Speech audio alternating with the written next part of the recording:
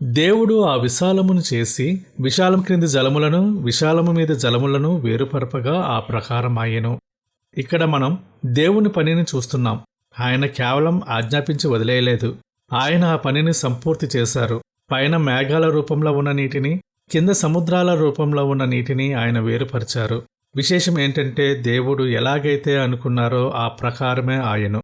దేవుడు తన మాటకు కట్టుబడి ఉంటారని ఇది మనకు తెలియజేస్తుంది. దేవుడు ఒక పని ప్రారంభించాడంటే అది ఖచ్చితంగా జరుగుతుంది.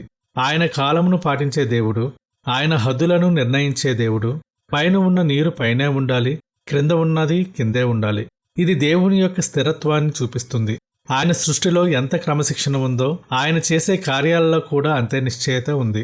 సామెతల గ్రంథం 8వ అధ్యాయము 28వ వచనంలో చూసినట్లయితే, ఆయన పైన ఆకాశమును స్థిరపరిచినప్పుడు జలధారలను ఆయన బిగించినప్పుడు అని రాసి ఉంది. దీనిని బట్టి దేవుడు ఎంత బలమైనవాడో ఇక్కడ మనకు కనిపిస్తుంది.